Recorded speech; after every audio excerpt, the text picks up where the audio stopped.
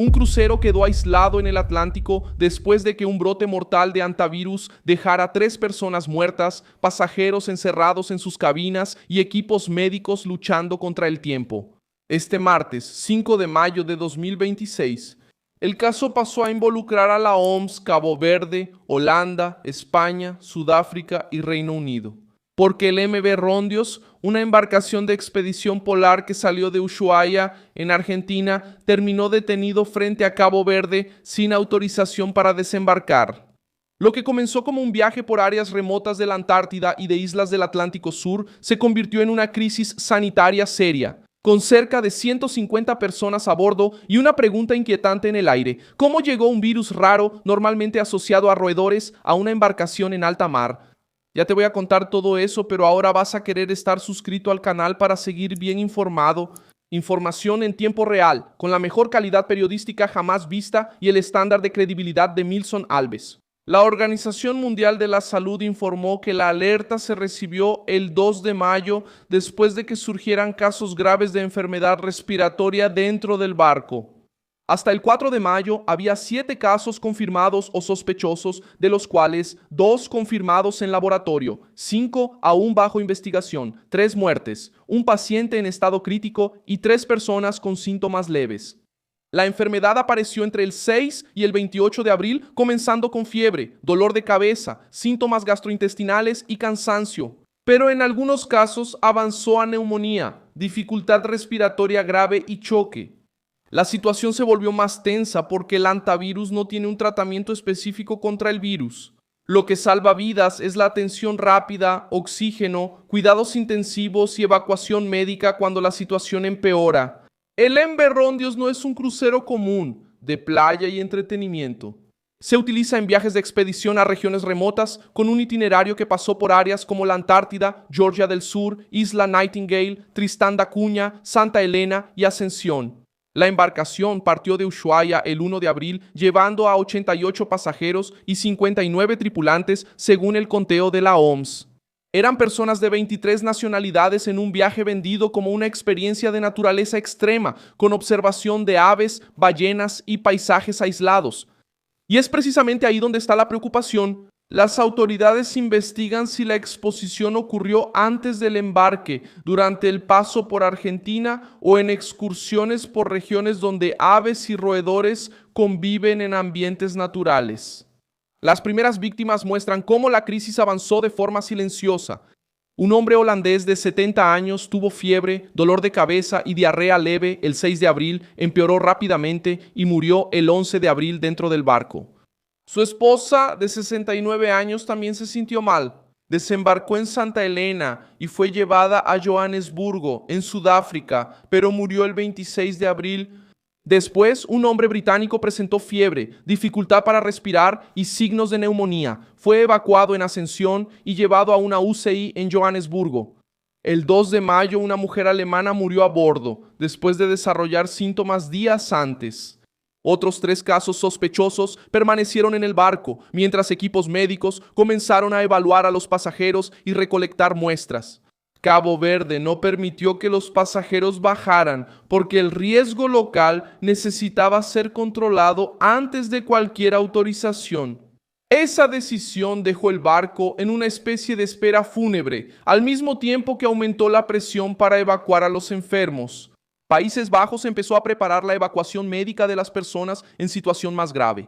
Mientras tanto, la OMS afirmó que estaba trabajando con la operadora del barco y con las naciones de origen de los pasajeros para llevar a todos a casa de manera segura. España también entró en la discusión porque las Islas Canarias surgieron como posible destino para investigación, desinfección y desembarque controlado. Pero las autoridades españolas dijeron que la escala podría no ser necesaria si los enfermos eran retirados en Cabo Verde y no aparecía ningún caso nuevo. El punto más delicado es la posible transmisión entre humanos. El antivirus normalmente llega a las personas por contacto con orina, heces o saliva de roedores infectados, especialmente cuando partículas contaminadas son inhaladas en ambientes cerrados o sucios. pero la OMS trabaja con la posibilidad de que la variante involucrada esté relacionada con el virus Andes, encontrado en América del Sur, que ya ha presentado transmisión limitada entre contactos muy cercanos. Eso no significa un contagio fácil, como la gripe, pero cambia el nivel de cuidado dentro del barco, principalmente entre personas que compartieron cabina, convivieron de cerca o tuvieron contacto prolongado con pacientes.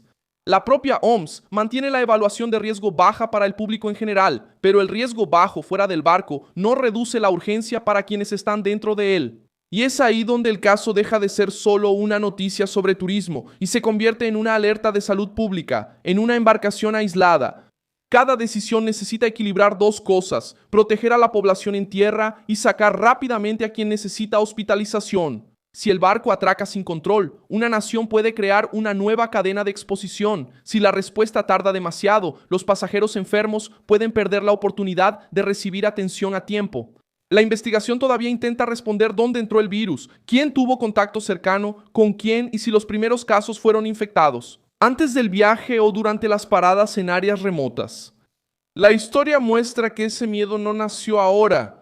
En enero de 2019, la OMS ya había tratado un brote de hantavirus en Argentina, en la provincia de Chubut, donde un caso inicial fue vinculado a una exposición ambiental y después a una cadena de personas que participaron en un evento social.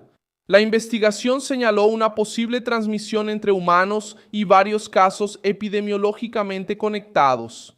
En esa alerta, la OMS recordó que el hantavirus puede causar un síndrome pulmonar grave con avance rápido hacia dificultad respiratoria, y que el virus ya tenía antecedentes de transmisión limitada entre personas. En Argentina, el M. virrondios, por lo tanto, no surge de la nada. Toca una herida conocida de Sudamérica, donde el contacto con ambientes de roedores y la movilidad humana pueden transformar una exposición rara en una crisis internacional. Otras naciones también ya aprendieron de forma dura que los barcos pueden convertirse en puntos críticos cuando una enfermedad aparece en un ambiente cerrado. En 2020, el Diamond Princess estuvo en cuarentena en Japón durante la crisis del COVID, con 712 pruebas positivas entre 3.711 pasajeros y tripulantes.